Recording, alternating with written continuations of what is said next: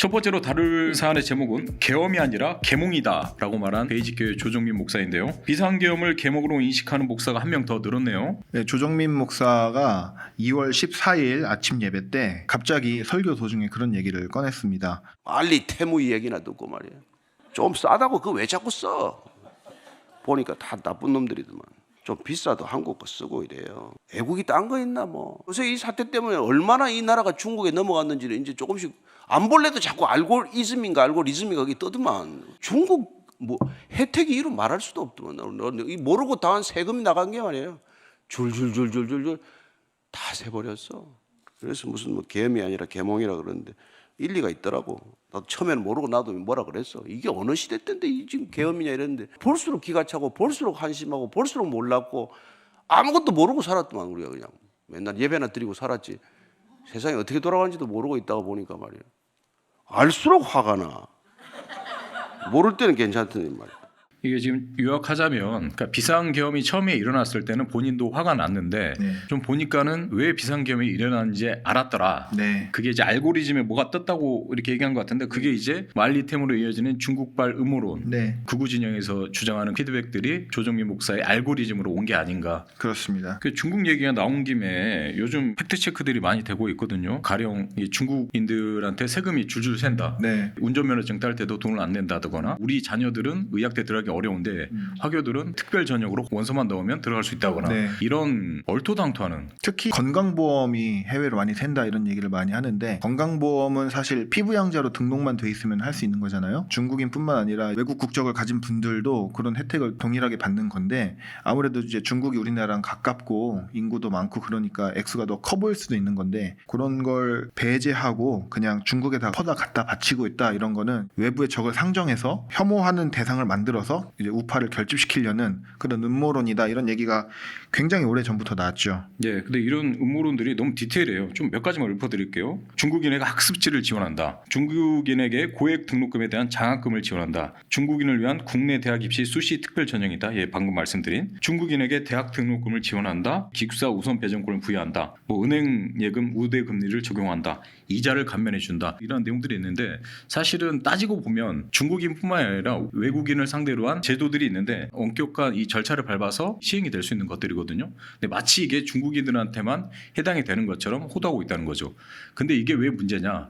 이 탄핵 국면에서 이게 부각이 됐다는 거죠. 네, 눈을 가리려고 하는 그런 게 아닌가. 네, 이 중국인이라는 적을 상정해서 눈을 돌리려고 하는 게 아닌가 싶습니다. 네, 맞습니다. 조정민 목사가 왜 이런 발언을 했는지 뉴스앤조이가 인터뷰를 요청했습니다. 지금 뭐라고 얘기를 하던가요? 사실은 설교가 나온 2월 14일 오후에 저희가 베이직 교회에 좀 연락을 했습니다. 그래서 조정민 목사님 만나 뵙고 얘기를 좀 듣고 싶다 이랬는데 목사님 만나기 좀 어려우니까 그냥 토요일 날 교회로 오셔라 그러더라고요. 그래서 알겠다 가겠다 했는데 다시 연락이 와서 질문지를 보내주면 서면으로 답변을 해주시겠다고 14일 날 늦은 밤에 조정민 목사님께서 저희 인터뷰의 질문에 답을 해주셨습니다. 어떻게 이런 생각을 하시게 된 건지 극우 유튜브 이런 내용들을 좀 신뢰해도 되는 것인지 조정민 목사가 원래 언론인 출신이잖아요. MBC 앵커도 하고 정치부 기자도 하고 워싱턴 특파원도 하고 그래서 사실과 의견을 잘 구분하고 팩트를 잘 체크하고 그러실 거라고 생각을 했는데 이런 얘기를 하셨어요. 정치란 선과 악의 다툼이 아니라 최악과 차악의 갈등이라는 관점이어서 거리를 두었고 오늘 언급한 것도 자기 소신과 기준을 좀 벗어난 내용이다. 그걸 이제 인정을 하시면서 이렇게 얘기를 하셨습니다. 그렇지만 나라가 위기라는 점과 내란 프레임의 상반된 주장을 지켜본 결과 언급한 거다. 계엄을 누가 옹호하겠느냐? 그냥 자기는 계엄 옹호하지는 않다.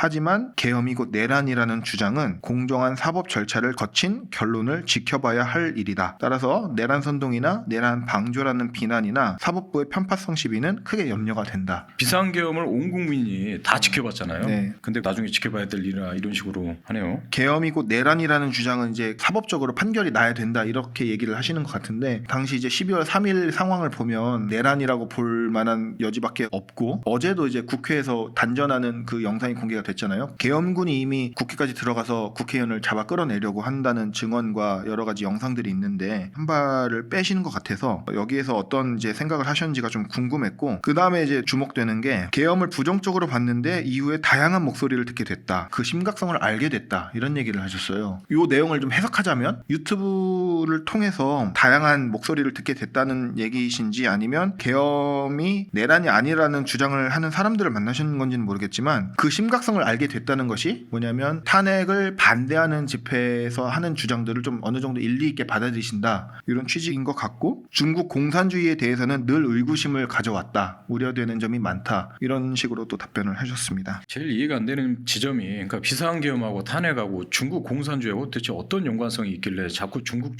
이렇게 타령을 하는 건지 저는 그게 좀 궁금하거든요. 중국이 사실 내란을 뒤에서 조장했다든지 아니면 지금 나라를 반으로 가르고 있다든지 도저히 그렇게 볼만한 증거도 없고, 아까 이제 오프닝 때 얘기하셨지만 스카이데일리에서 한 그 뉴스는 명백하게 가짜 뉴스라는 게 드러났는데도 선관위 발표 안 믿으니까 주한미군이 직접 발표하고, 오키나와 기지 갔다 뭐 이래서 주일미군에서 또 발표를 하고, 몇 차례 이제 얘기를 하니까 이제 조용해졌잖아요. 그게 예전에는 북한이 그랬다고 했잖아요. 북한 한 곳만 이렇게 막 집중해서 공격을 했는데 이제는 뭐 중국, 뭐 주한미군, 주일미군까지 가네요. 뭐 CIA도 신고하고 스카이데일리 대표가 트럼프 취임식에 갔는데 뭐 별 얘기가 다 나오고 있잖아요 지금. 그러니까 그런 것들을 잘 분별해야 되거든요. 각종 매체들이 어떤 보도를 했는지 좀 크로스 체킹도 하고 이렇게 해야 되는 건데, 이 조정민 목사 같은 경우에는 오직 알고리즘, 지난주에 이제 오정민 목사가 오직 기도 얘기했던 것처럼 오직 알고리즘에 파묻혀서 우려되는 판단을 좀 한 게 아닌가 싶습니다. 사실 지금 조정민 목사 같은 경우에 12.7 집회 때도 좀 얘기가 있었습니다. 저희가 12.7 집회 대형교회 목사들 이름 막 올라갔다고 얘기를 했었잖아요. 그래서 저희가 베이직 교회도 여기 참여를 하는 건지, 다른 교회들처럼 자기의 의사와 무관하게 이름이 올라간 건지, 이런 거를 좀 체크를 해보려고 했는데 답을 안 주시더라고요. 12.7에 대해서. 가타부터 말이 없었던 거죠. 그 교회 쪽에다 연락을 하려고 했는데 뭐 연락이 좀 닿지 않았고, 그 뒤로도 뭐 12.7에 대한 견해를 밝히신 적은 없었습니다. 그런데 한 가지 특이한 점을 발견했는데, 거기는 묻별 예배라고 해서 모임을 가지는데 기도 제목이 올라오거든요. 근데 기도 제목이 제가 작년 10월부터 쭉 봤는데 아주 평범한 교회에서 할 수 있는 일반적인 기도 제목들이 대부분이었는데, 올해 1월 마지막 주부터 약간의 좀 미묘한 기도 제목들이 보이기 시작했습니다. 제가 좀 읽어드리자면, 의도보다 진실을 전할 줄 아는 언론인이 많아지게 하소서. 국민이 성 가치관에 있어 자유와 방종을 구분할 수 있는 지혜가 있게 하소서. 여기까지는 뭐 그렇습니다. 근데 2월 9일에 바알에게 무릎 꿇지 않은 기도의 용사들이 일어나게 해주시고 분열을 조장하는 악한 세력을 멸하여 주소서. 12.7 집회 때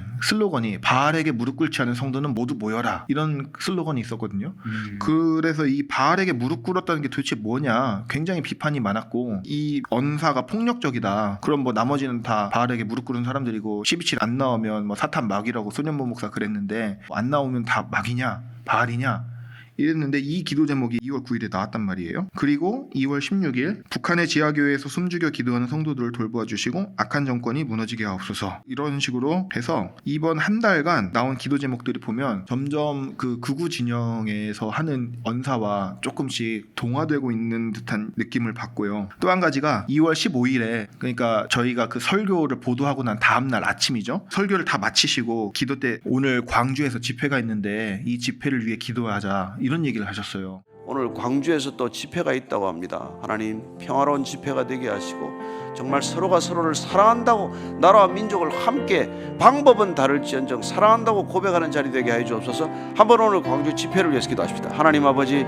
이 나라가 정말 위기에 빠졌습니다. 서로의 적대감이나 이런 것들이 팽배하지 않도록 주님 도와주시고, 그 얘기가 뭐냐면 손현보 목사, 전한길 뭐 이런 사람들이 광주에 가서 세이브 코리아 집회를 해서 이제 난리가 났었는데요. 그 집회를 위해서 기도하자라는 얘기를 해서, 앞서 말씀하신 설교 내용과 또 이런 기도 제목, 그리고 이날 광주 집회를 위해 기도하자, 저희에게 주신 인터뷰 답변, 이런 걸 볼 때 전한길의 주장, 계몽령이라는 주장, 이런 것도 일리가 있다는 말씀, 이런 걸 포함해서 보면 조정민 목사님이 세이브 코리아 또 전한길의 주장 입장에 굉장히 동화되고 있으신 게 아닌가. 그러니까 설교 시간에 말씀하신 알고리즘이라는 게 이런 게 아닌가. 우리가 다 알고 있다시피 5.18 때 비상계엄으로 수많은 민중 시민들이 다치거나 돌아가셨잖아요. 근데 이제 그 비상계엄의 상흔이 있는 지역에서 비상계엄을 옹호하는 탄핵 반대 집회가 열렸는데 네. 거기에 대해서 조정민 목사가 비판이 아니라 네. 오히려 이제 두루뭉술하게 네. 옹호하는 듯한 기도 제목을 내걸었다는 거네요. 네, 뭐 명목상으로는 나라가 분열되지 않게 기도하자는 차원이었던 것 같은데 그렇지만 그 집회를 위해 기도하자는 그 명제가 너무 명백하기 때문에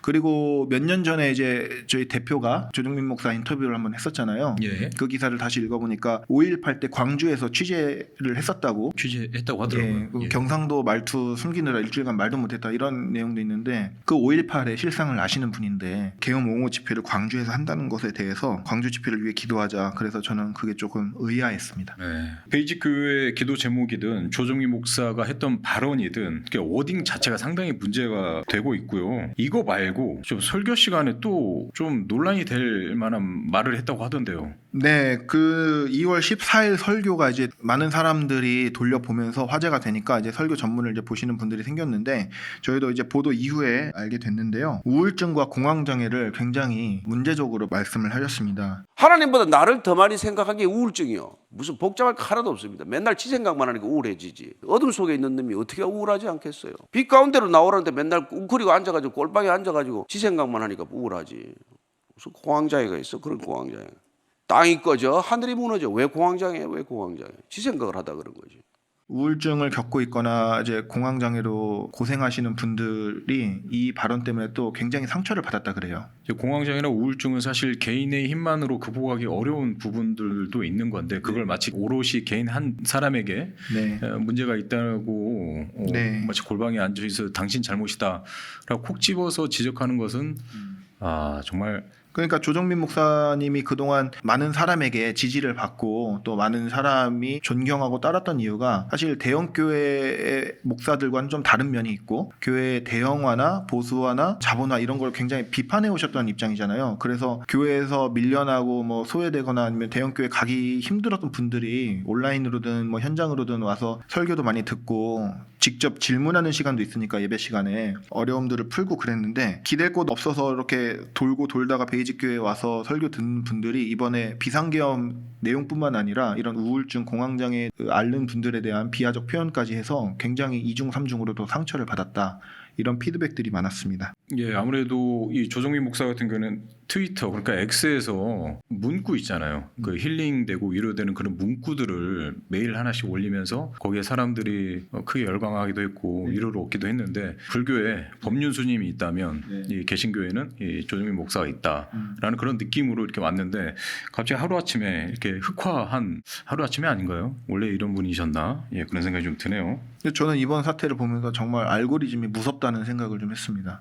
이게 계속 보는 것만 강화시키니까 사상이 바뀌는 게 한순간이겠구나. 그리고 뭐 연초 연말에 뇌썩음이라는 단어가 굉장히 유행이 됐잖아요. 말 자체가 좀 무섭네요. 예, 브레인 로트라고 해서 그 외신에서 계속 나왔던 말인데 쇼폼 컨텐츠 같은 거 보면서 뇌가 썩는다, 자기의 편견을 강화하고 이런 부분들을 좀 얘기를 했었는데 알고리즘 정말 무섭다는 생각을 하고 교단 총회에서 뭐 이상한 거 뭐 요가 마술 이런 거 하지 말고 이 알고리즘을 연구를 해야 되는 게 아닌가.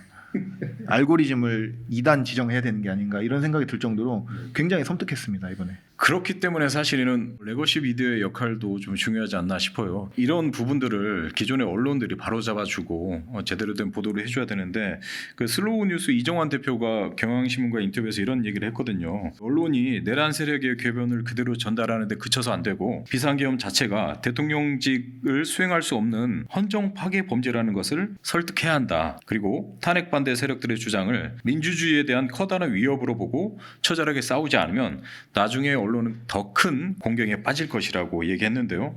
더 나아가서 그러니까 독자들도 편향에 빠지지 않도록 그 뉴스를 교차해서 읽고 좋은 뉴스를 찾아서 읽는 훈련을 해야 한다고 했는데요. 교인들에게 설교를 전하는 목회자들도 특별히 이런 훈련을 같이 병행해야 하지 않을까 싶습니다.